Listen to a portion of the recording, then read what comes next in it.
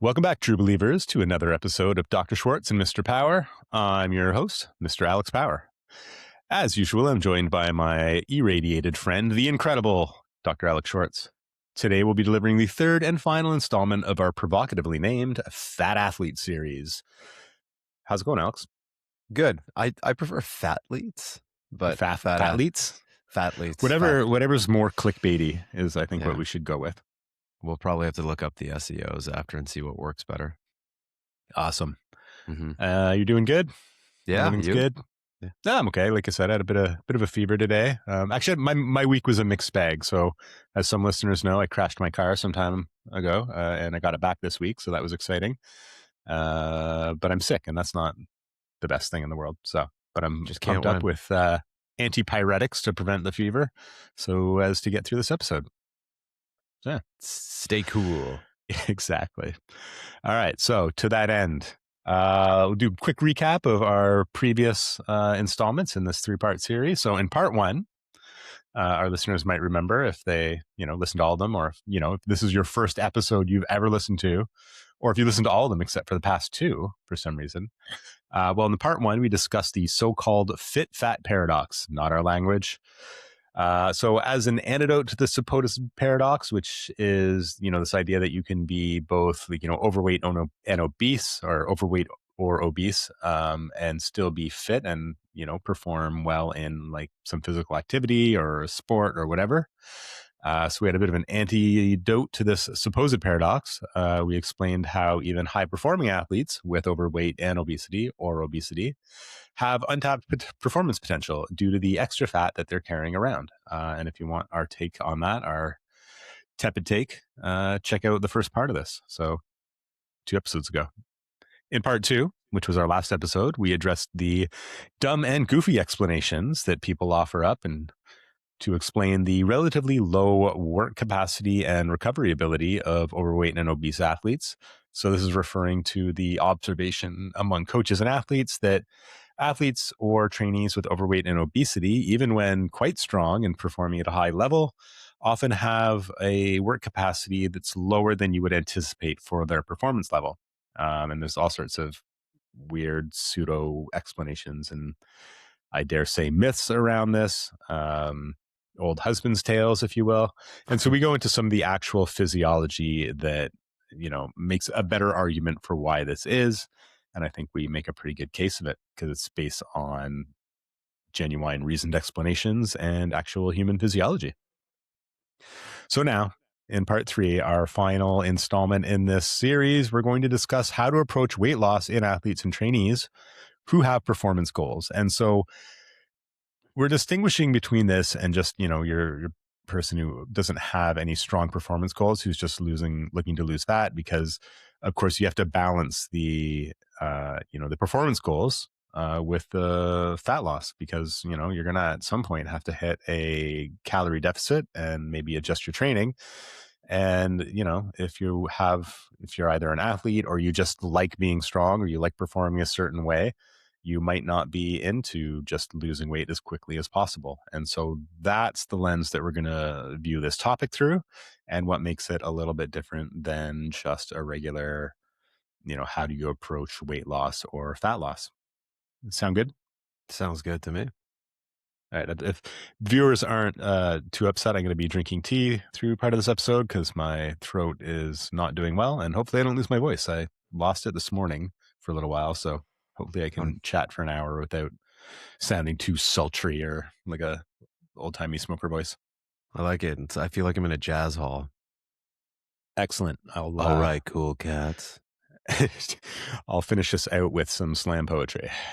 Amazing. What kind of tea are you drinking? It is a licorice spice. It's not caffeinated.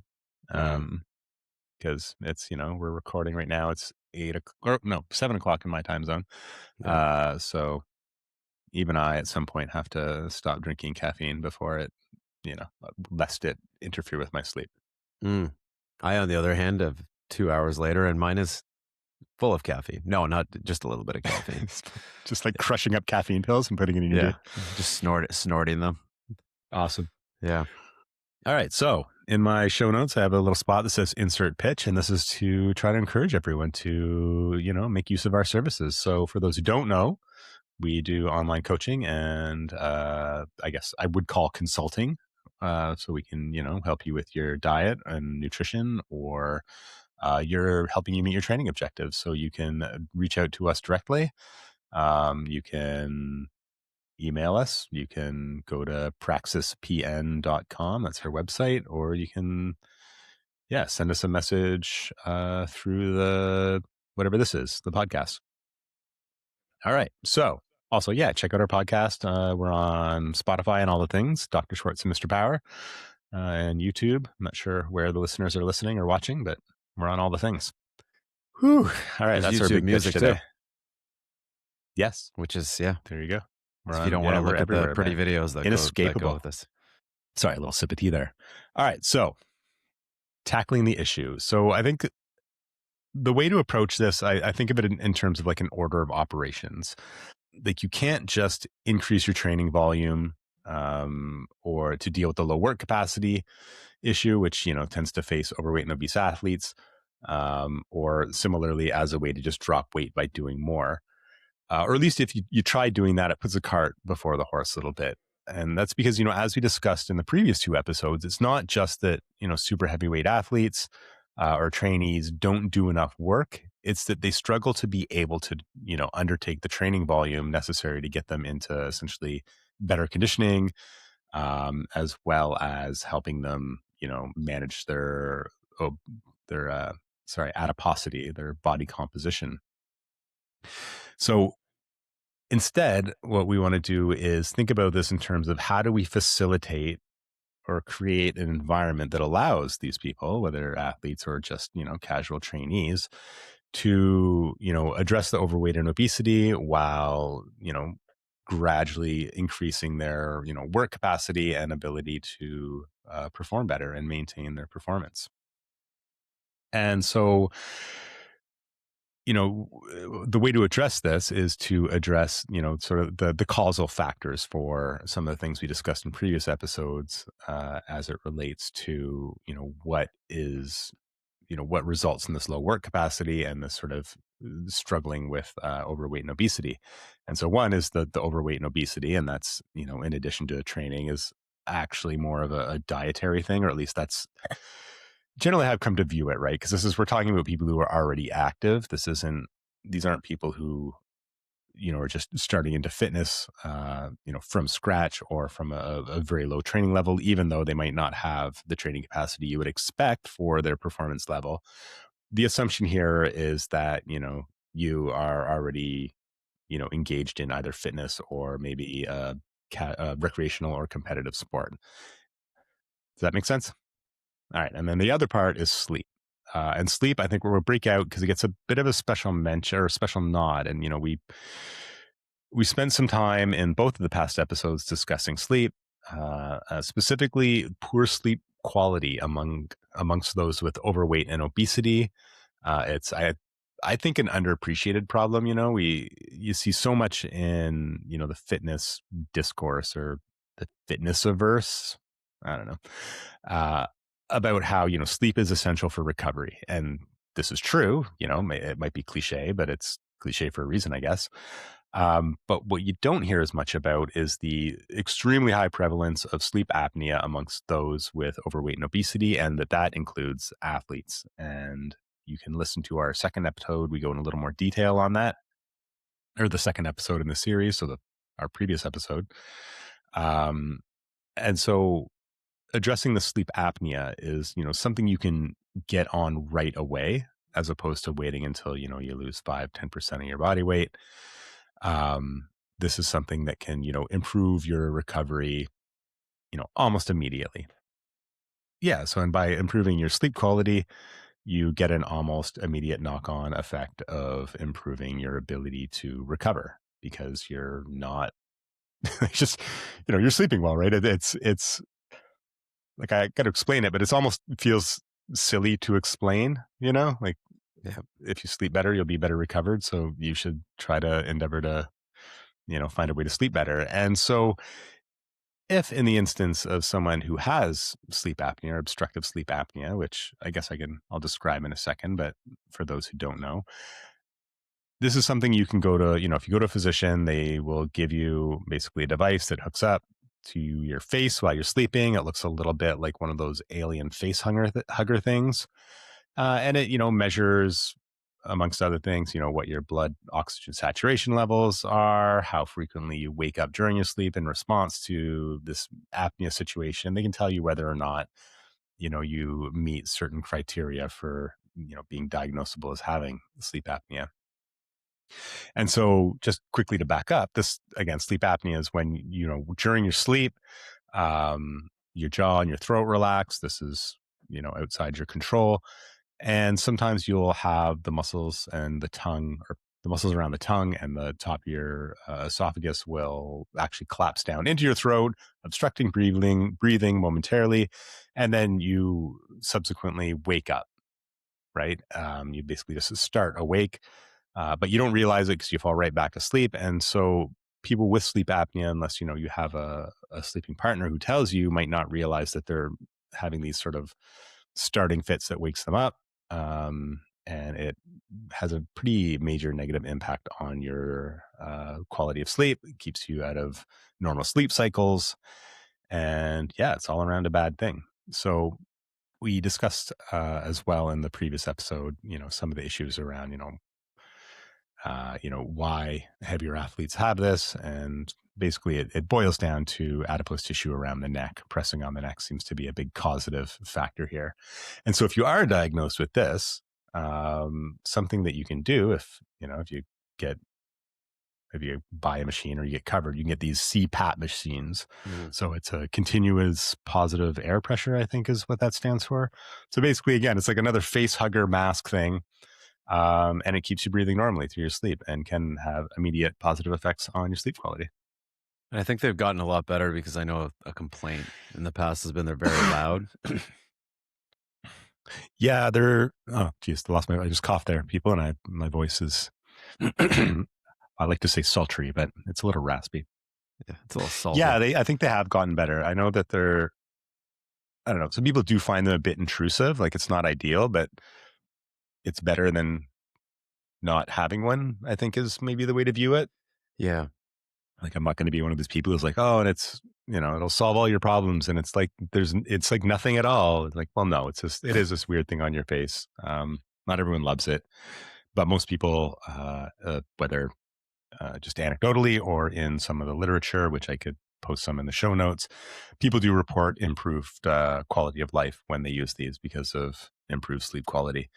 And that's a pretty consistent result. So it is worth considering because it's something you can do that'll have an effect before you get into any of the, training of your changing of your training volume or your approach to training or, adjusting your diet to lose weight. Like this is something that, you buy a machine, the machine makes you breathe better in your sleep. Presto, you feel better rested, within a couple days. Yeah. Excuse me. All right. So I think one of the things people consider turn their minds to often when discussing the low work capacity among athletes with overweight and obesity or individuals with overweight and obesity is to, tackle it the way you might in like a healthy population to say, okay, let's just train more. Like if your work capacity is low and, you have these markers of a sedentary lifestyle, like we discussed in previous episodes around type 2X muscle fibers, surely we could just increase the training volume and this will, sort of head off this problem. But again, I know I keep harping on this, but one of the issues is we accept this, idea that part of the problem is that people can't sustain these increased workloads. You're sort of limited in terms of how much you can, sort of push the adaptation or push the increase in fitness from a training load perspective, right? Um, like it's not that they don't want to be able to do more work, right? Like if you have an athlete or a client or someone you're coaching and or if you're that person, it's not that you're lazy. It's that Mhm. this your condition actually creates a barrier to entry, which I think goes underappreciated. And the greater the degree of adiposity or the higher body fat percentage, the more this is just like a very real barrier. And I don't think, I don't know, I feel like that goes underappreciated. What do you think? Yeah, yeah, I think so. I think, I mean, even for me, just being just thinking about the amazing lack of sleep that I've had throughout my lifetime, um, just there's not much you can do in terms of training or anything functional with the lack of sleep, and then with training volume, it's like it's a whole thing. With training volume, you can't out train the fact that you're not able to sustain it. I know it's a weird thing to say it like that. Maybe it doesn't make sense, but I remember um, being somebody with overweight and obesity at the time, how difficult it was to work hard at a higher capacity, on top of the fact that I wasn't getting that sleep. So it's like saying you should just train harder. Well, I've been trying, but on top of the fact that physiologically it's just difficult for me to move, or physically rather, it's difficult for me to move. Physiologically, I'm not getting all the recovery and rest that I need to be able to keep sustaining that. Yeah, I think that captures it pretty well, right? So I think the way to approach this is to think of it as, comprehensive approach that includes, diet and other lifestyle factors. And so one of these we already spoke of, these other factors is, potentially if you do have sleep apnea, trying to address that with a CPAP machine, which will, hopefully improve your sleep quality before any other interventions have time to take an effect. Because of course, all these other interventions do take time. Like, losing body fat takes time, even if, with the help of pharmacology, like GLP-1 drugs, it's not like you take it the first day and, Just you gone. drop from, 30% Yeah, body fat to 15. It takes time. that'd be And sweet. so, if only, Yeah, um, give it time. although that would Yeah, create problems with wardrobes. I think you'd have to preemptively buy clothing to fit your new physique. or or just scissors and duct tape. You know, Yeah, no, I classic. guess it depends on how crafty you are. I would have to Yeah, preemptively buy. Other people could, yeah, I don't know, modify their clothes, duct tape them, I suppose, depending on where you go to work. yeah. Um, Or if you work, yeah, yeah, if you work. All right. So, and the idea here is that, as we tackle these other things, like whether essentially as we try to deal with the overweight and obesity through, nutritional intervention or pharmacology, and tackle the sleep front with a CPAP machine if that's appropriate, your work capacity and your ability to train harder should sort of increase lockstep with that, right? Um, I think, well, although maybe lockstep implies a linear relationship that doesn't exist, but the idea is that as you know, you drop the weight, your ability to train harder will go up just from that drop in weight, yeah, just from that absolutely. decreased adiposity. When you lose the fat, there's changes physiologically. It's not just that you're lighter, as we discussed before, you've got these potentially fatty intrusions into the muscle, or this ectopic fat. You It's have, an you inflammatory know, environment, basically, yeah, that this kind of starts inflammatory, going down. Yeah, exactly. So as these things, abate as you drop adipose tissue, you should then be able to, increase work capacity, increase sort of the general activity levels in your day to day. And we're not saying that you shouldn't try to push up volume at all. If you're trying to sort of improve your fitness level as a athlete with overweight or obesity, it's just that can't be that's not going to be the only thing. You're going to yeah, have to address these other things, and particularly diet, which we're going to get into. yeah. And that's, I think, for almost everyone the hardest part. Well, the old adage of you can't outrun a bad diet or out exercise a bad diet. Yeah, I mean, eating Yeah, too much is just too damn easy. yeah, it's so And easy. enjoyable. Yeah, I like eating. I like good food. me I am too. not immune to this. Um, all right. So the other reason I sort of hesitate to just say let's address this like with tons of cardio or a massive increase in training volume, And I know this will probably get people's heckles up a little bit because, something that people have gone back and forth on, or at least, the interference effect. So we'll talk about that briefly. Um, so this is the idea that if you're doing aerobic work, it interferes with, power output, or your ability to perform powerful actions. And this is true. It's not as significant an effect as people thought in the 90s and up until like the early 2000 or early to late 2000s, but it is real. And if you are an athlete with some sort of speed goal in mind, trying to track this by transitioning to being an endurance athlete is probably not the way to do it. You should Hmm. certainly get your activity level up enough that you're meeting minimum physical activity requirements or even exceeding them, and you know to the extent that you're healthy. But again, like you just said, it's it's limited in what it's going to do anyway. Yeah. Initially, if you have low work capacity, doing some aerobic work, conditioning is a good idea. Everyone should do some conditioning. It's a great way to prevent dying. Yeah. It's great for your health. Um, but it's not like a lever you can pull really hard to drop tons of weight, especially if you're also, training hard with weights, or if you're in a sport, like say you're a lineman in football, which, we discussed before. There's also a recovery burden from that aerobic work. You can't just say, oh, do tons of aerobic work. And it's like, well, if I could do tons of aerobic work, I wouldn't have Yeah. this work capacity problem. So we're kind of back where we started. And I think that's why we keep sort of harping on, all right, yes, you can increase volume. Yes, you should do some conditioning, but let's tackle the overweight obesity thing from a nutritional intervention, lifestyle intervention perspective, because that really is the biggest lever you can pull in terms of what's long term going to have the biggest effect. Well, and anecdotally, there's ways to do that and tackle that without or and mitigate these kind of negative effects that you would see with the sport. So I think the best example that I can think of is an anecdotal one that you were a part of when the entire football team would do spring sprint training, where you were one of the coaches with Craig, and it was pretty over that time period.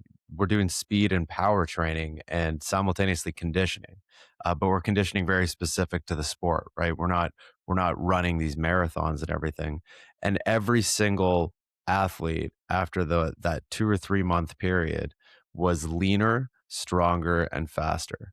There's just everyone came into spring camp. Spring camp, it was always the case where everyone was in the best shape at spring camp. And then they had the summer, and some guys would train hard in the summer, a lot of guys didn't. And then they show up to fall camp, and it was what happened to spring camp. Yeah, no, that's true. And I think the other thing, and we discussed this a little bit when we talked about BMI and, well, a Hmm. few times, different episodes, but you know, people I think over or frequently, especially strength athletes, where there's a culture of just bigger's more powerful and better. Um, I think sort of overestimate the effect that the conditioning is going to have on them. Hmm. Um, like, Absolutely. or I guess the way I'm thinking of it is they underestimate how out of shape they are. Yeah. Yeah. Right. Right. And so they're like, oh, well, I don't want to do too much, conditioning. And it's like, man, you just like, you're not there, like Yeah, I don't want there to is a, differentiate those fast twitch fibers, you know? It's like, dude, you're not yeah, running the 100 meter in under 10 seconds. You're fine. yeah, you're gonna the benefit you're going to get from a bit of conditioning will far outweigh some barely measurable decrease in peak shortening velocity, maybe. Like it's just, Yeah. that's a real thing. It does happen, but that's not who we're talking about. Like if you're, like a 190-pound, 88-kilo athlete who's quite lean and explosive, and yeah, maybe you don't want to do a ton of aerobic work. You don't. Your conditioning's okay. You're probably Yeah. doing okay. If you're, you got a BMI over like 33, you're like 30% body fat. Like, It won't you hurt you. Yeah. yeah, you're the benefit you'll accrue from a bit of conditioning is going to far outweigh the trivial theoretical impact on, interference effect impact. Like is it real? Yes. Is it who we're talking about? Probably not, honestly. Well, and And the again, reason I compared that, I would challenge people to look at elite rugby players as well who do have great power outputs and are explosive, but also have incredibly good conditioning too. They're like the Yep. ultimate hybrid athlete. And they're big. Like professional players are big, particularly forwards. You have props, locks. They're big athletes who are strong and fast and explosive, and they're able to sustain that for 90 minutes or sustain the type of training. So again, No, it's a good example. I like that yeah, one. And I think, yeah, and then when I was relating it back to the BMI, it's sort of the same thing. Everyone, you can't bring up BMI still without people being like, oh, yeah, but it's nonsense for athletes. It's like, well, is it nonsense? Because I'm looking around and I don't see a ton of people with a BMI of 30 who are ripped up, yeah. like they're out there for sure.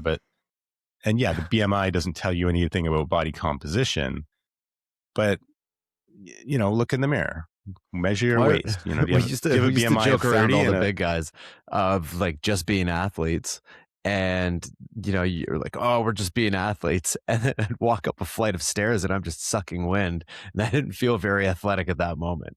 It's just a flight yeah, of stairs. Yeah, no, I think again, good example.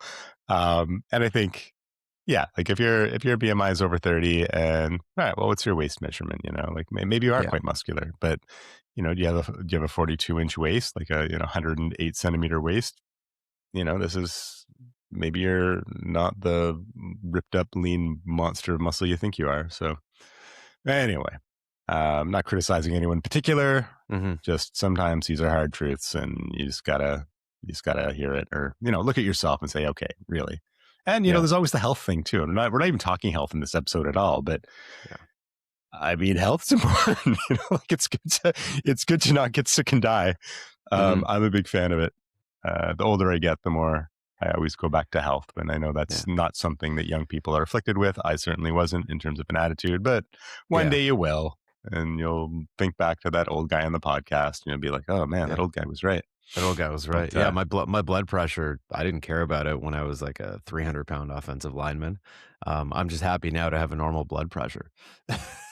yeah, for sure. I mean, Yeah. that's it, right? And I recently had my first like blood lipid panel just Okay. because I Yeah. thought, I should have a blood lipid panel. I've never had one. I'm, coming Mhm. up on 50, and it's the kind of thing you do have to keep an eye on. And it's, a cumulative effect or cumulative exposure sort of thing. I knew my blood lipids were good, but I certainly wasn't getting that done in my 20s. So, Yeah. all right. So on the nutrition side, because we keep saying, we gotta deal with nutrition. And we're not going to give a specific nutrition recommendation because there's a million Mhm. ways to do this, but we're going to go over some of the principles and approaches that we think people should take and how they should view this. And so I'm going to let you take that away, Mr. PhD nutrition guy. Oh boy. I'm just going to sit back and rest my throat because, Rest that yeah, I'm sultry losing my throat voice of a little bit. yours. Yeah. Yeah. All right. Okay, so a lot of dealing with overweight and obesity comes down to nutrition, as I've often been trying to sell. This can be a tough pill to swallow, so to speak. So we need to, one of the things we have to do is get our calories in check. And we often talk about macronutrients and macros. We got to look at macros, but those things are often misunderstood, and in particularly proteins misunderstood. And there seems to be a bit of a shift again with protein that I'm seeing, at least with maybe some of the things I look at online. Perhaps I'm siloed out of the grander scheme of things. I'm concerned about that sometimes. Uh, One of the issues with protein is that people often give recommendations just based on body weight. But is that the best way to go? And I think like first, what we need to do is back up and sort of briefly discuss why we need protein in the first place. Um, One of the functions that we have of protein, or the big function of protein, is that our body uses protein to make enzymes, which basically do everything. They essentially run all of the biochemistry in our body and they make things happen. That's how we can think of enzymes. Structure proteins also used to make structural proteins like collagen, elastin, and of course, our muscles, the proteins that drive muscle function. So we can think of actin, myosin, and titin. This structural function is where most of the protein you eat actually gets used. And when we train. These are the things that we want to repair and want to affect. And importantly, protein is a major constituent in all the lean tissue in your body. So when we discuss protein requirements, we're talking about protein requirements for supporting of the lean tissue. So that means that the leaner you are, the higher relative intake you're going to be shooting for. So this is where we get to numbers like 2 grams of protein or more per kilogram of body mass for a hard training individual. And ideally, we'd be making recommendations based on lean body mass, but this is pretty impractical. We don't have access to bod pods or ways to really accurately delve down and measure our body fat. So we generally go with just grams per kilogram. So the takeaway for the overweight lifter here is that protein recommendations should really be aligned with realistic target body weights and composition. So if I'm 120 kilograms and I want to drop down to like 90 kilograms, I should be aiming for protein around the 90 kilogram range, or what would be like 90 kilograms of lean mass. That'll be okay. And I know a lot of people are, that might get some people's, what is it, heckles, you said? Heckles in Yeah, a bunch, heckles. Alex? Yeah. Well, the heckles But up. So the heckles are the hairs on the shoulder of a quadruped.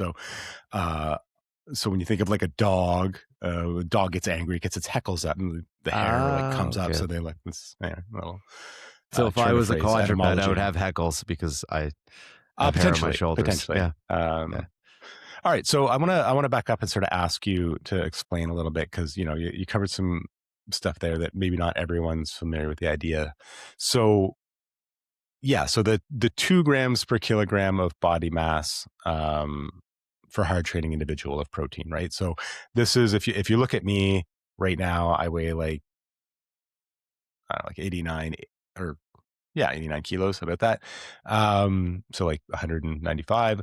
So if we were pounds, so if I was looking to start with, how much protein should I be taking in, like to sort of really maximize, like I really want to get the most out of it. I'm not talking about, people to around 1.6, 1.8 grams per kilogram. It's like, no, I want to be as muscular as possible. Um, and so I say I want to eat, 2 grams per kilogram of body weight. So for me, 88. So it's going to be, like 190 grams of protein a day. Yeah. That makes sense, right?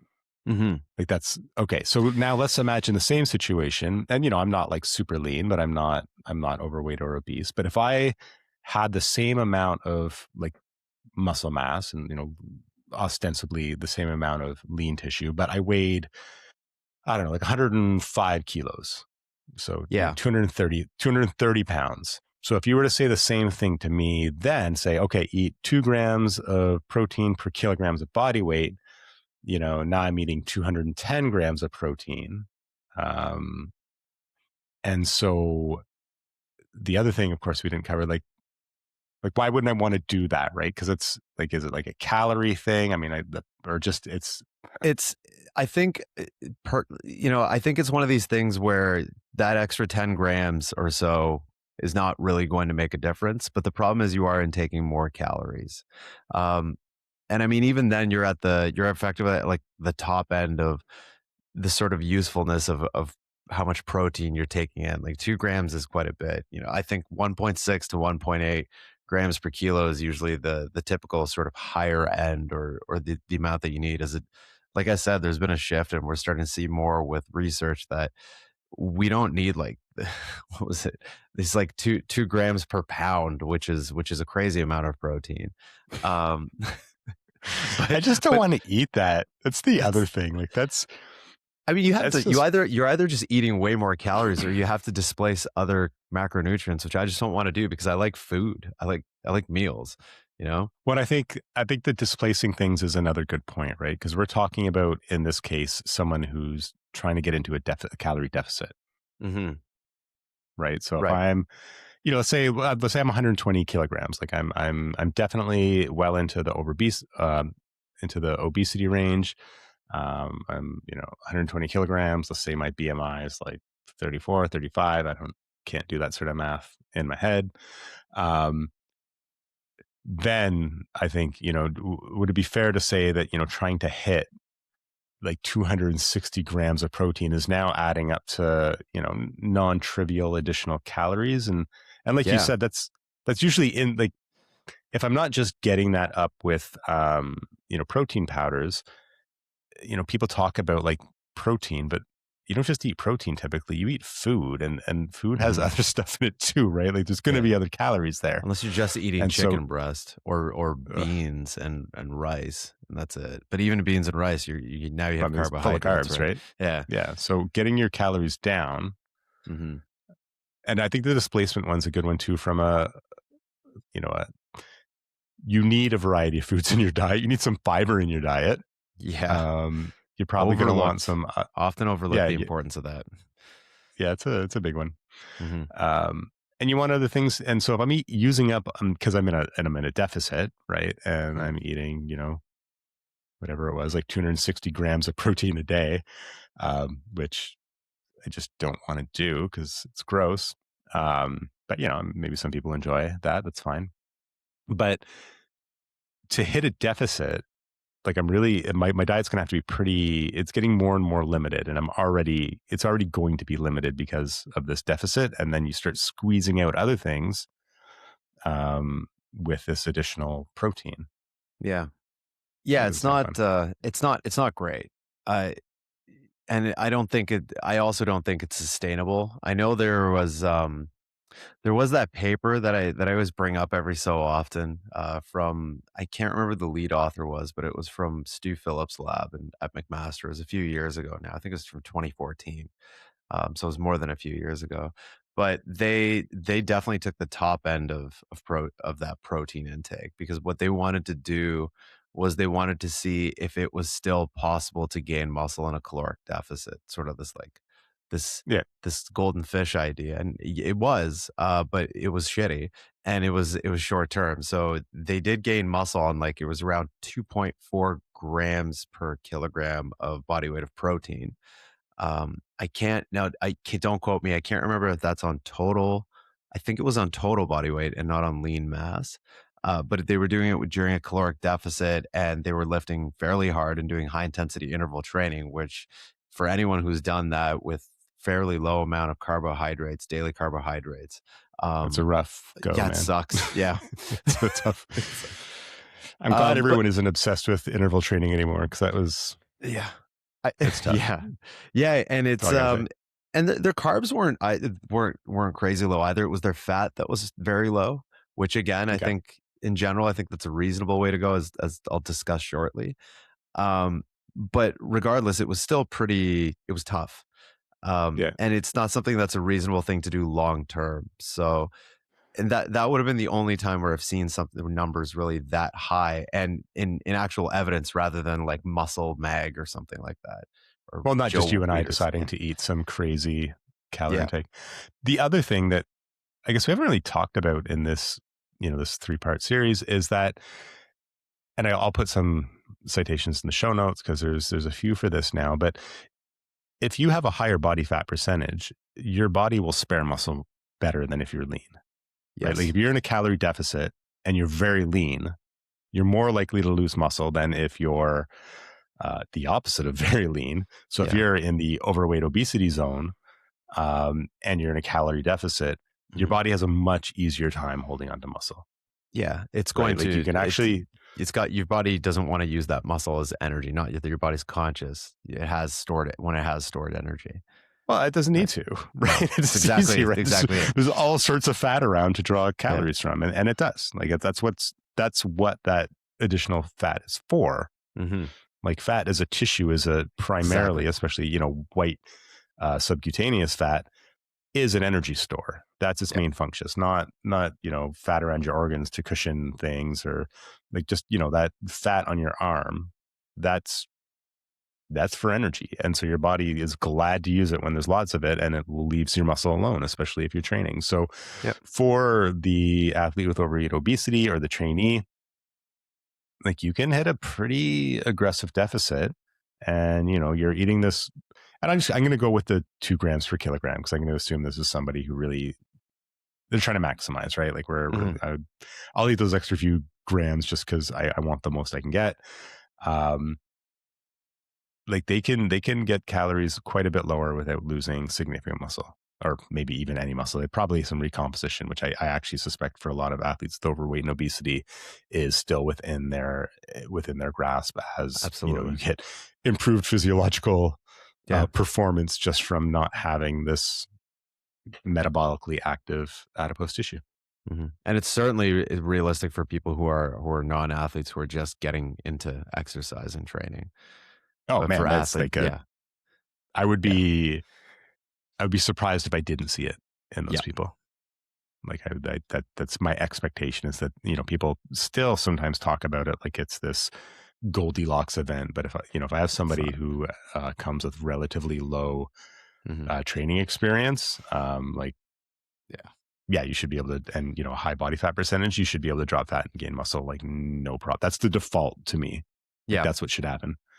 All right, so I think protein we've covered off pretty well for our purposes here. So it should be adequate, yep, but keeping in mind that the numbers, when people quote these like 1 point, in the literature, when they're looking at 1.6 even, yeah, or up to 2 grams, these aren't people with overweight and obesity, hmm and that's why they're able to use those numbers. And the leaner you get, the higher that proportion is going to be, because you're not going to be dropping your protein intake, you're going to be dropping everything else. So it'll occupy a greater and greater proportion of your diet. But if you are someone with overweight or obesity, you're 120 kilograms, you don't need to be eating 260 grams of protein. no, And in fact, it's working against your interests. and I think one of the things, and this is more of a practical thing in my experience working with clients as well as with myself for years, is that uh, we have this tendency to, when we're going on these diets or trying to be really restrictive or measuring things, when we measure protein, we measure the things that we would assume are protein sources, or if you're really strict, like planned protein sources in your food. But again, I don't remember ever measuring really beans or rice, for example. I always bring those up as protein sources. So I think if I'm aiming for even that low end 1.6, let's say, and I don't even count those sources, or I didn't, when people don't do that, they're still going to 1.8 or beyond. So Yeah. I think the fear of not getting enough protein is just completely unwarranted at this point. Yeah, I think it's a non-issue for the majority of Hmm. people. Like sometimes people really do eat terribly, and Yeah, that's you do see that where they just I don't know how you're able to train, but it's not usually the issue, right? It's usually the no, opposite. yeah, Although this is something that I think now is so much easier with apps, right? Because they will add up those, yep, you know, the protein from the chickpeas or the lentils, yeah, they and do, those will appear in your total, and they should appear in your total. They are in fact still, yeah, the amino acids from those foods still count. yeah. When it gets And all whereas broken down, before, your body doesn't really, you know, doesn't care where it came from. yeah, it doesn't Yeah, care. no, it's Yeah, and it's it was before that was difficult. Like you would have to, I remember, you would create a Excel spreadsheet, and there were sometimes online tools, but they were like not great. But now you've got apps that do a really good job of tracking total calories and breaking out all the general sort of macro numbers pretty yeah. well, and include things like, yeah, the amino acids in your rice or your cereal grains or your nuts and your beans and all those things. Yeah, kids these days don't know how easy they have it. I remember Yeah. The I struggle remember is going real. into the yeah, I remember going into Health Canada was really good for this. They have that Yeah. compendium of so good, but it was like But it it was wasn't big. it was huge. Like Like it's like you're getting hard to like find stuff. ash values of stuff Yeah. and like foods. Like it was so granular because they just measured everything. And it was free. Um, but it wasn't something that was advertised much or known, because I was always like blowing people away at the time. And now it's just you have an app that can do that, and apps that Well, I probably remember, dig into this database too. yeah, for sure. I mean, I remember printing it off. I might even like all Just the have a things book that I of the want. foods. I did. I had a binder. I might even. It's probably like in a box somewhere in the closet. But Yeah, I didn't print like the whole thing, because it's like yeah, it's you can't.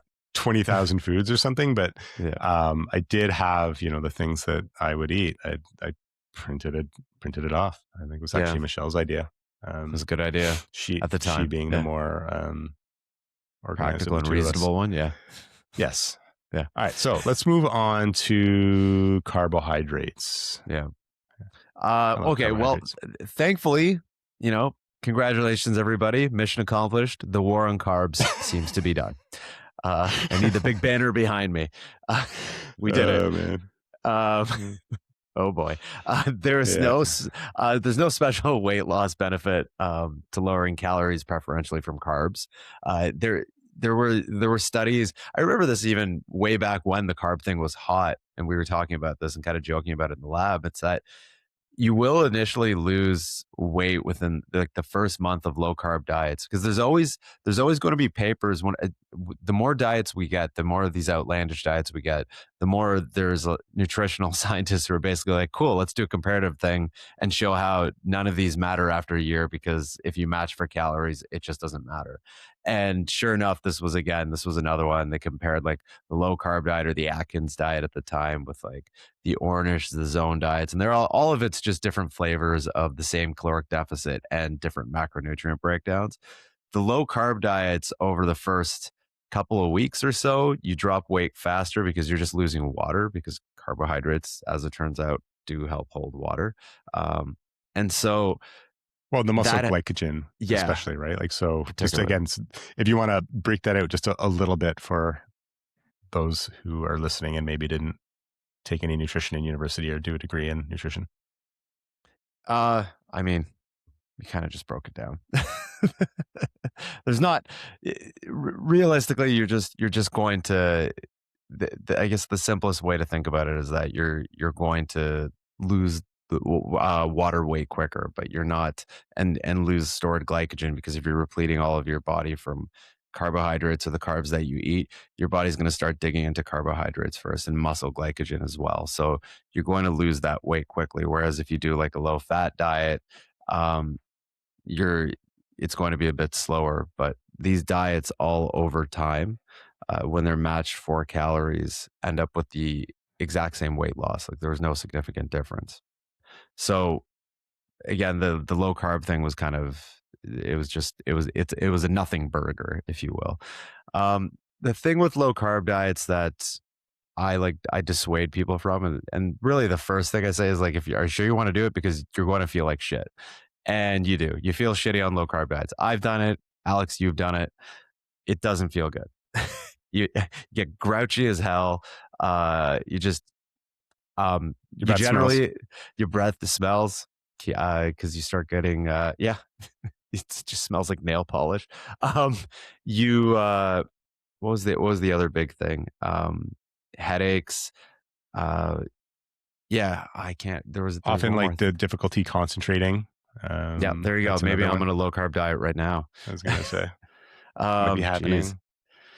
Yeah, so it's not great. And it's not, the other thing is like, if you're low on carbs, it's harder to perform well and maintain that training volume. So it's sort of, yeah, you're going to attack this one macronutrient that you think's really affecting your weight. And I think one of the reasons it was working for people is people just generally were eating shitty processed carbohydrates. Like it wasn't like they were eating whole grain sources of food.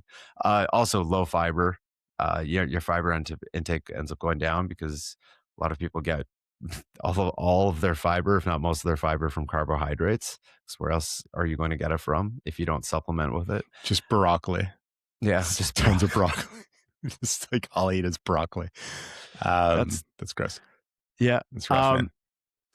But yeah, like I was just saying, excess calories from carbs with little nutritional value, they're not very filling after, and that is one of the easiest places to reduce calories. I always personally like to tell people, when they're starting a diet of any kind, one of the first places you should drop calories is any kind of drinks that have calories in them, because liquid calories are so easy to ingest without even thinking about it. Sugary drinks being the big one. So just drop those. But there's also lots of processed foods that contain added sugars, because sugars are delicious. Fact. So instead, switching to high fiber sources of carbohydrates, I think, is a really good starting point, both for managing body composition, but also to support general health, we here at this podcast are big advocates of a high fiber diet, or at least a diet that fulfills the approximately 30 to 40 grams of fiber that you need per day, 25 to 40, but I always go 30.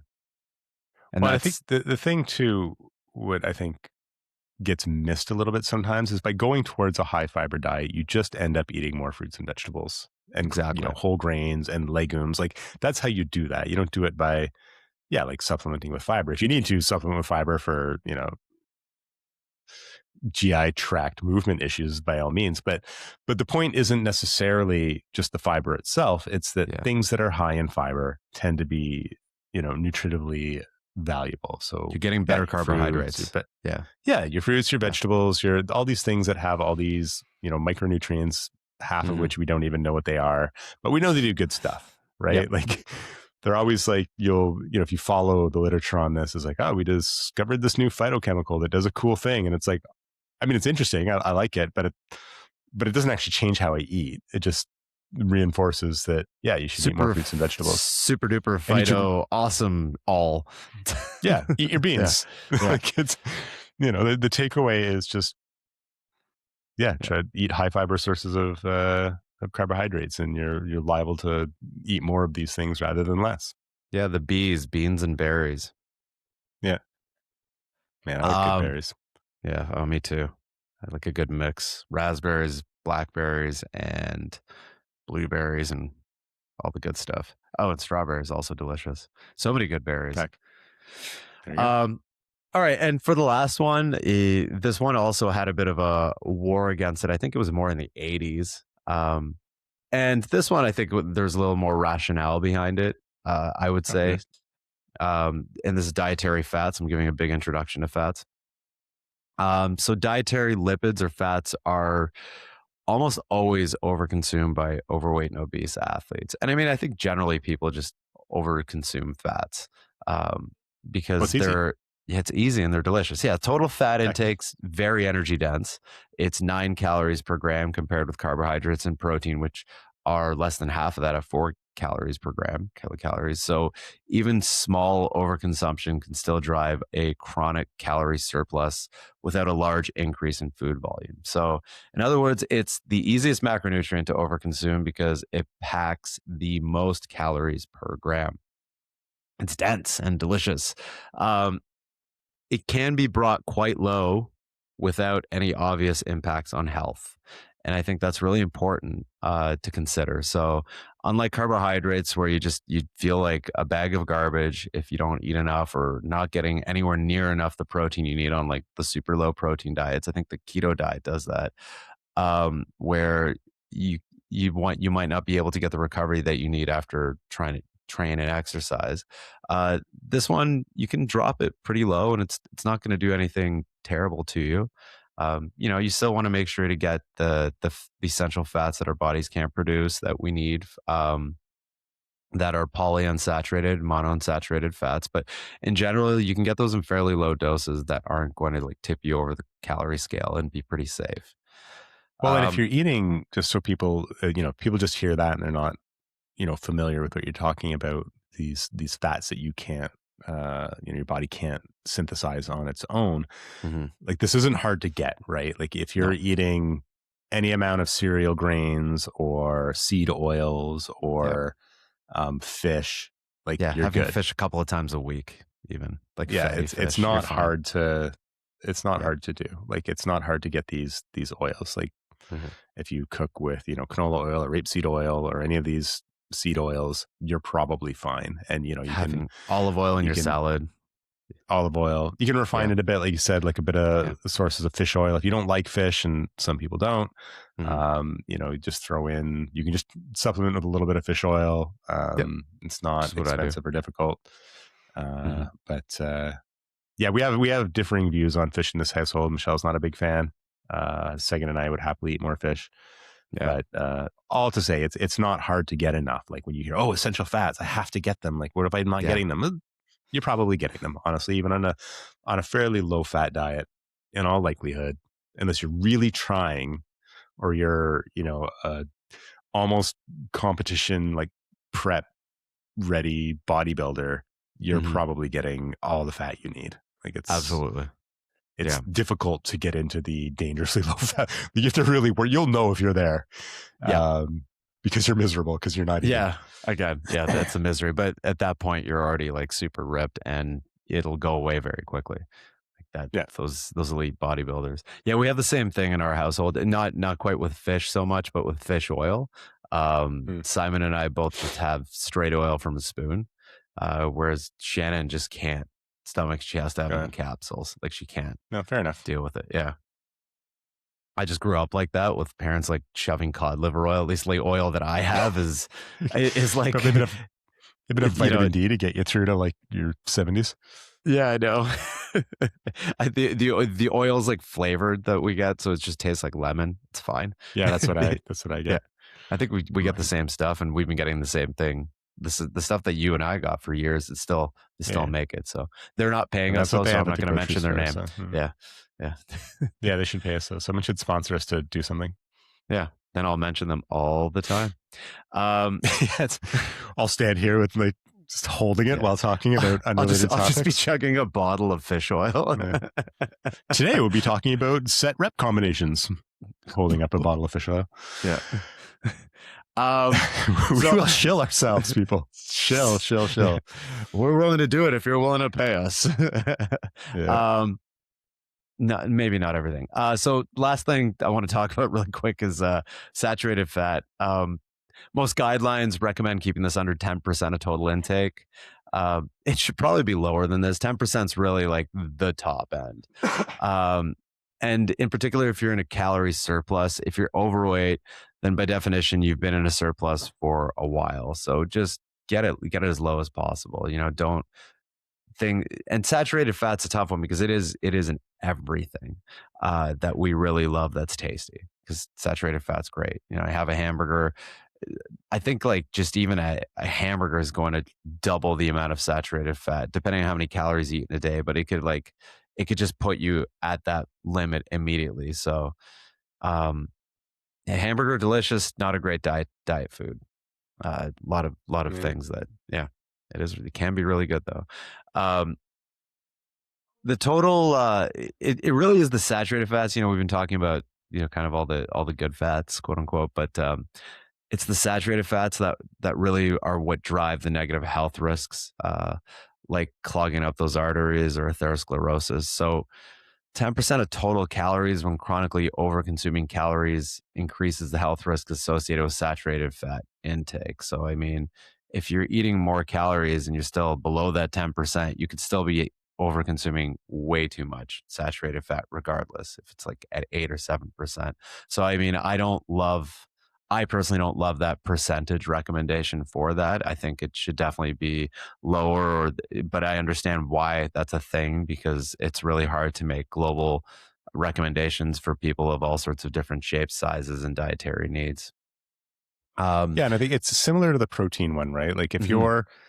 if you're eating chronically, you know, whatever, 5% more calories than you should be eating, that 10% is now well over, like, you know, that 10% of your calories coming from saturated fat is well over what you should be eating. Yeah, absolutely. Right. To me, that's the takeaway, especially because it should actually be lower than that. And it's not, I don't think there's you don't need to eat saturated fat at all. Not really, no. Like, this is not an essential nutrient, right? No. You can eat, it's almost impossible to do, but if you ate zero saturated fat, you'd be fine. Yeah. Just so people like, There's you know, not only would this be better for your vascular health, but yeah. there's no downside to it. And I just say that because I remember, I don't know, especially like, yeah, late 90s, early 2000s, people Sex would talk hormones and about, testosterone. yeah, Yeah. I'd be like, oh, it's, you know, sex hormone levels are higher if you eat more saturated fat. And I'd Mm-mm. have to go back and look at that. I don't know if it's true. But Well, first also if it off, even matters, but it just, yeah, first off, it doesn't matter, at right? normal Like, physiological production, it doesn't matter. And this is coming from somebody who did research in testosterone. Like, if yeah, you, like it doesn't matter. it's not going to make any difference. No. Even if it were true, and I'm not sure it's true, you know, like it's, your body can, you know, make all the saturated fat it, you know, it needs. It doesn't need any. And I think it's this, again, this confusion between what saturated fat is, what cholesterol is, which is what Cholesterol. sex hormones are based off So of, which this isn't is a a big thing. saturated fat. Right. Um, That's but important. your body can also make all the cholesterol it needs. Yeah. Like it can de novo synthesize all the cholesterol backbones it needs to make all the sex hormones in your body. You don't need to eat any saturated fat in order for your body, or sorry, you don't need to eat any cholesterol in order for your body to have all the cholesterol it needs. And it But I needs think cholesterol. We use but I it think for I a think number of this is things. important. Like the easiest way to really explain that, I think, to people is kind of, I always use the example of the egg. For the longest time, there was always this concern: you don't eat too much eggs. And I mean, like, you really shouldn't just eat a lot of eggs, because I love eggs, but too many is just kind of gross, anyways. But the egg itself has cholesterol in it, and that was this big warning for a while. But it itself, dietary cholesterol like that, won't raise your cholesterol levels. That's we usually conflate the two things.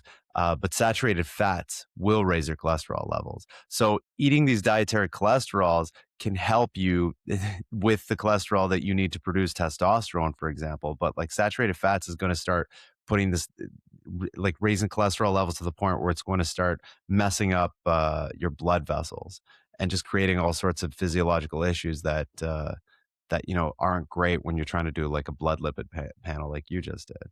So, and Well, I think again, we don't need that much to create this stuff. no, and you don't need to eat any to, Any saturated fat, yeah, or any, you don't need to eat any cholesterol. Is what I'm no, saying. Like you can, your body produces cholesterol among other things to transport fats around the body, and it'll make it as it needs it. yeah. They're not essential. This And is the point. Anything yeah, essential in diet and nutrition is something that you yourself can't manufacture, yeah, because that's what we are. We're a factory. But essential fatty acids are those like mono and polyunsaturates that we cannot make, that we need to get out of diet. Essential amino acids is the same thing. We can't make those. So we need to derive them from the diet. But there's no essential saturated fats that I'm aware of. yeah. No, that's to date, no one's identified one, Yeah, and your body, you don't need them. So, yeah. and they cause problems if you overeat them. So, yeah, it's just a takeaway anti carnivore diet by way of like side attack. Holy Ooh. crap! Speaking All of right, stupid so diets, yeah. So I mean, all this to say, I think ultimately the thing that really matters is deficit. Maybe you want to talk a little bit about how big of a deficit bigger athletes should consider, Alex.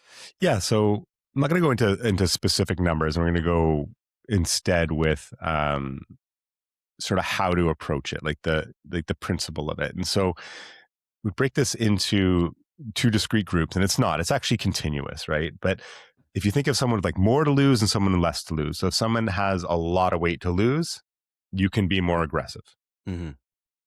If you have, just a little bit kind of pushing you over into overweight, um, then you don't need to be as aggressive, and you probably don't want to be. If again, there's a performance goal in mind, like you want to balance your goal of reaching a sort of optimal, healthy body fat percentage against not wanting to have a significant drop, either short or medium term, on your performance.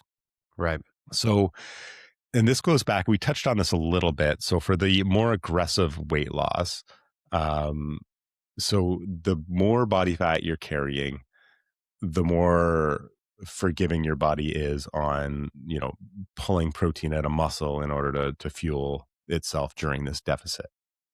So, by this, I mean, if you're significantly overweight, you can hit a pretty aggressive deficit if you're training, and you won't lose probably any muscle during that Mm-hmm. period. And there's limits on it. Like you can't run like a 2000 calorie deficit. Um, Oof. and if you're seeing significant drops in your energy level that actually prevent you from training, then yeah, maybe that's too much. But Yeah. if you're, pushing BMI like 35, your body fat percentage is well over 30, you can sustain a fairly significant deficit if you're training and not be concerned about losing, muscle or strength.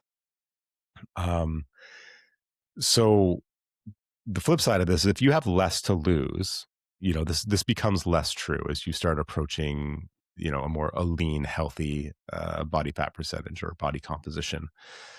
And so the leaner you are, the more likely you are to, start pulling, protein out of muscle in order to either use it for fuel or to use it for, the day-to-day uses of protein. And if you're strength training and if you're eating adequate protein, it's still not, I think, really much of a risk, to be honest. And it's way overblown.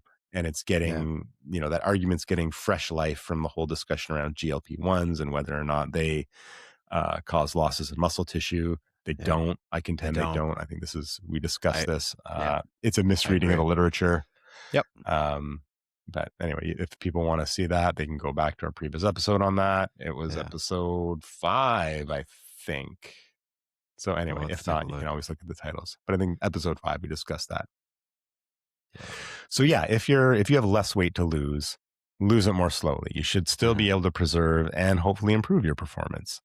This isn't actually controversial stuff. I know it sort of goes in the face of some of the culture around strength sports, especially super heavyweight weightlifters, power Yeah. lifters, and American football linemen.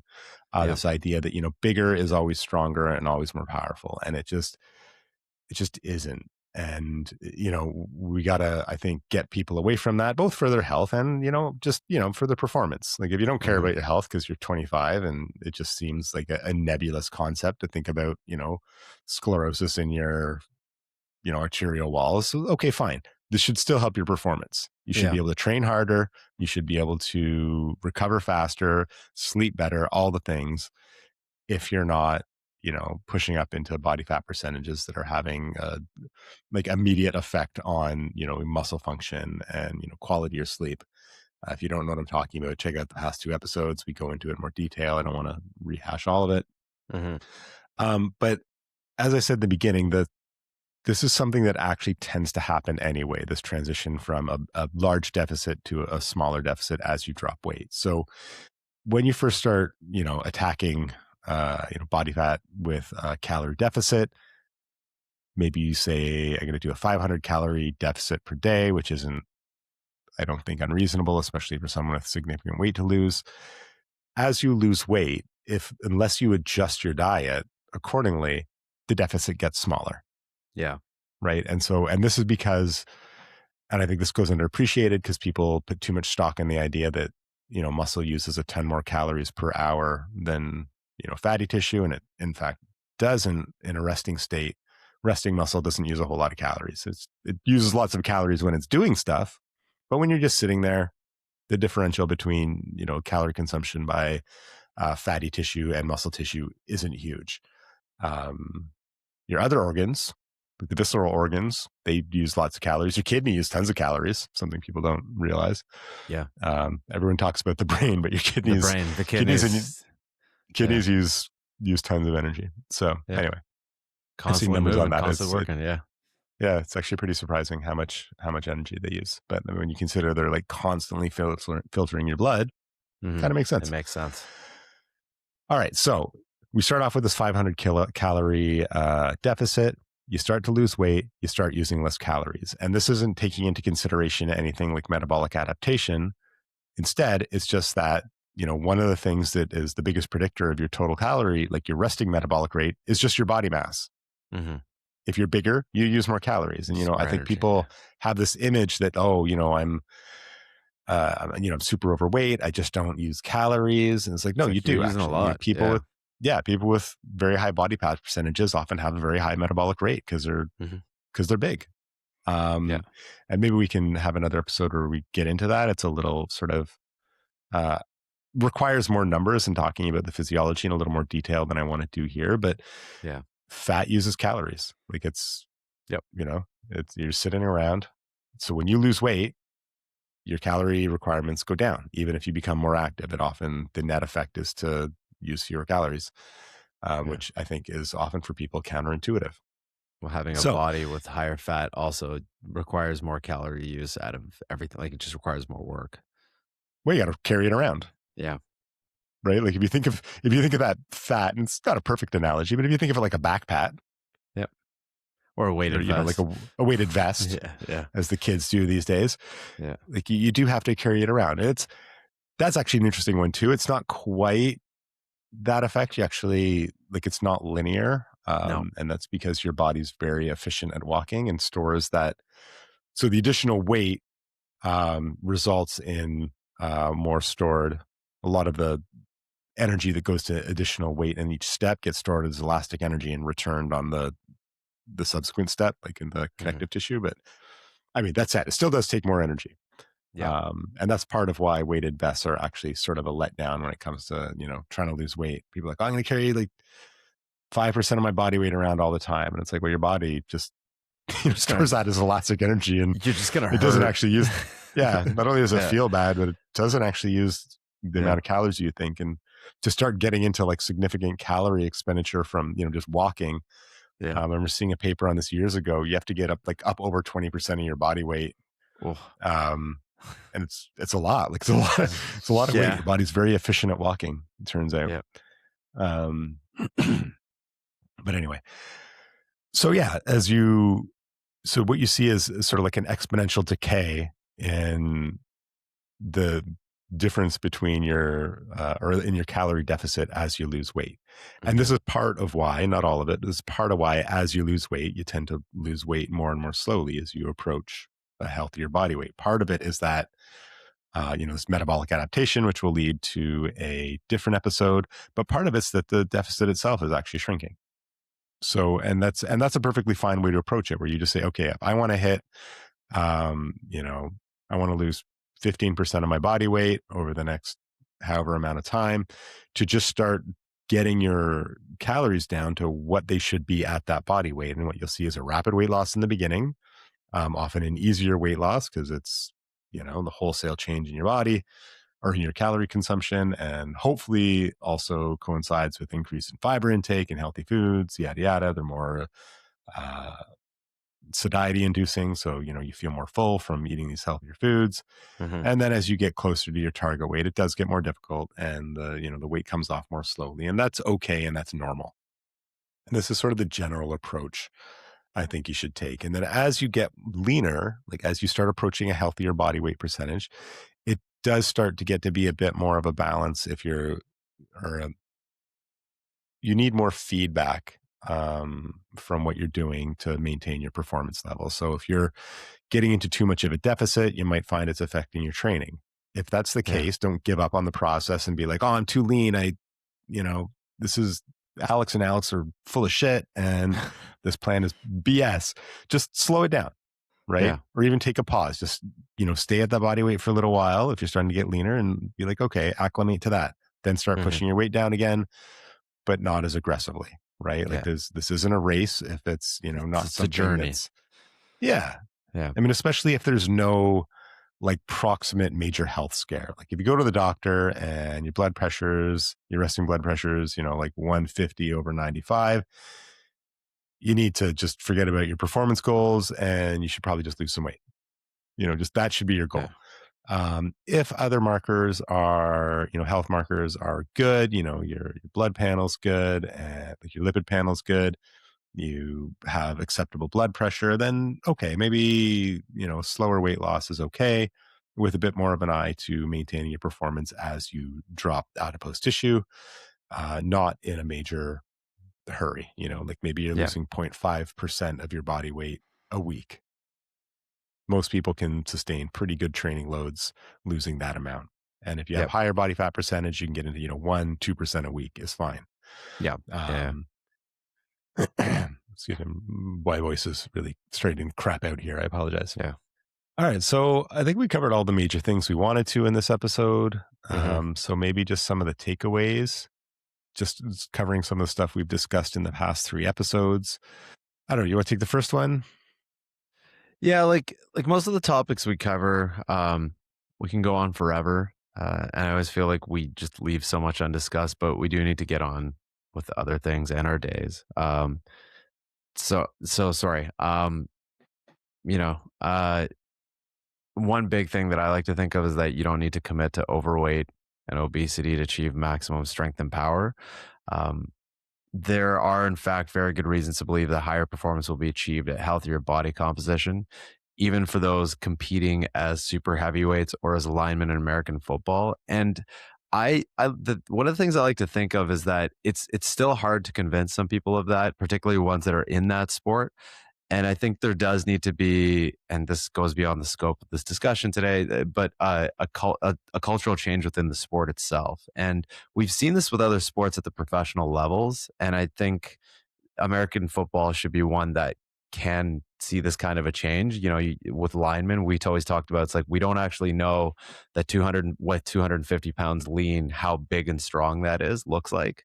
But it is big and strong. But we, like, in one sport that I like to bring up on occasion, basketball, we've seen big changes over the last 15 years of what players look like and how they move. And you remember in the 90s, there were athletes that were huge, that they got specifically because there was one athlete in the sport that was humongous, and that was Shaquille O'Neal, who was an anomaly. So you just get these large people who are basically not really that functional and move much, just to get in the way. And you'd have very specific positions, the center, which was always this big immobile kind of dude, or woman in this case too, because they had the same issues with women's basketball as well. But now you see the sports change quite a bit because it's opened it up, and everybody, no matter whether you're 6'2" or 6'100", like they are in basketball, 6 foot um, 100. I like it. It's my new favorite unit. they're all expected to be able to shoot three pointers. They're all expected to move fast, and you're seeing all the kinds of injuries that we haven't seen before in basketball, because I think the athletes are so big and they move so fast, that there's just these injuries that don't know. Like, there was like one season with like 4 blown out Achilles of like star players. But the sport, my point here is just that sport changes and the culture of the sport can change, and for the better, because I think the NBA is just so much faster than it was before, which is crazy because it was very fast before. But everybody is so much faster, and it makes for an exciting sport. But the athletes are also all leaner and healthier than, I would say, in general, than they were before. So it is possible to happen in football. And I think that's an important thing that goes beyond the scope of what we talked about. But there does need to be a change in the sport and a change in attitude, because I think we can say all the things that are valid scientifically, but people just, as you know, Alex, won't necessarily listen to that, because mass I moves think mass. I, I think you underestimate our influence over professional football leagues in general. But okay. All right. All right. Agree to disagree. Okay, fair enough. Fair enough. So yeah, another one is the low work capacity issue, and that's come up over and over amongst super heavyweight athletes, which I'm just Mhm. using as a catch-all term for large athletes who have a high body fat percentage. And the explanation for this, instead of just being this like hand wavy, like, oh, well, they have more weight to move. So they have, it's harder for them to do it, is actually the result of this constellation of factors, Yeah. including that can be explained with, you know, actual good reason. And like I said at the beginning, human physiology. And so these include, poor sleep quality, which we discussed, poor muscle quality, which we went into in more detail on the second episode, as a result of this ectopic fatty intrusions, fancy way of saying like muscle, being sort of infused with fatty tissue inside it, which results in a number of things, including, the overexpression of inflammatory signaling molecules, cytokines. Excuse me. The overexpression of type 2X muscle fibers, which are characteristic of a sedentary lifestyle, which we don't have an amazing explanation for, but it's a real thing. And all this leads to low sarcomere and capillary density, meaning that less of the muscle is actual contracting muscle bits. And it's also less well served by oxygen and nutrients. So yeah, that's a big deal. Bad for your health, bad for your performance. So yeah, this improving of the fitness of these athletes has to be multi-pronged, has to include diet and typically a loss of fatty tissue, which is what, you just spent much time talking about. Uh, Fixing up people's diets, getting, nutrition front and center with an eye towards not just important performance, but health, because you can't actually divorce those two things. No. If you're not healthy, your performance is going to suffer, even amongst the young, even amongst the high performing. So I guess the last thing, I don't know if you want to talk a little bit about, there's No Yeah. discussion would be complete at this point without discussing Without GLP-1s, right? GLP-1 agonists, yeah. It's a powerful and effective tool for weight loss. You were talking about how if you go to the doctor, if there's no immediate issue, then like you can do gradual weight loss. But if there is an issue and you do need to get a lot of weight off your body soon, we have a pharmacological intervention now that can do that. And this is something that is unique to our time in this world right now that has never been available before. So that is an option to lose weight quickly now if you need to because your health is in dire need of it. Um, so, uh, this remains a powerful and effective tool for weight loss. We've discussed how concerns about muscle loss are completely misplaced. Uh, and yeah, I think it was episode 5 you said where we talk about and dispel the myths around GLP-1 and muscle loss. But the Coles notes on it is that it's not a thing. Um, in short time since in the short time since that episode, there's actually been even more data to support our thesis that we discussed that the concerns of muscle loss and GLP-1 are just a misreading of data. And as we assumed, it's just because you're losing the amount of muscle that you would expect to lose with that kind of weight loss. In fact, I think in some cases it was actually less, was it not? Yeah, and the Yeah. improved muscle function is something that they're seeing as well, and that again goes to our thesis of this whole series that, Yeah. like, very large people, not just athletes, like if you have, overweight or obesity, tend to have larger muscle bodies, but or muscle bellies, but or larger muscles. They're not I don't know why I'm functional. saying it so Yeah. strangely, but they don't work well. No, they don't. Like it's Yeah. They're they're full of the other muscle stuff that function. doesn't need to be there. Yeah. Yeah, exactly. And Yeah. they're physiologically not in a good place. Hmm. They're mechanically not as sound, I guess. Yeah. And it's just like, even if you did lose a bit, it turns out it's for the best. Similar to, our hypothetical person who's, worried about the interference effect, but, struggles to walk up a flight of stairs. And it's like, that's not you. Yeah. You're not there. Don't worry about it. Hmm. Yeah. And so I think this is the same thing. Like if you're, carrying so much body fat that it's causing dysfunction in the muscle, you don't need to be worried about losing a bit of, lean body mass. Like this is not, your body's not working properly. No. No, it's not. Like, this isn't your concern. Your concern should not be, oh, but my chest is so big with adiposity that it reduces the range of motion on my bench press. Therefore, I'm strong. Like, no, this is like No. you're thinking about this wrong. Yeah. Man. But my bitch. All right, so let's close this out. Yeah. It's like late o'clock, It is late and o'clock. I'm sick, and I can feel my fever coming back, so I gotta take some Advil and go to bed. So if you like our podcast, yeah, like it, share it, blast it from your windows. Oh yeah. Maybe you could do like an interpretive dance, post that online, link Just to us. blare it out of your Firebird. Yeah, your Firebird, your Put it in screaming your chicken. tape deck. Yeah. Yeah, get an 8-track.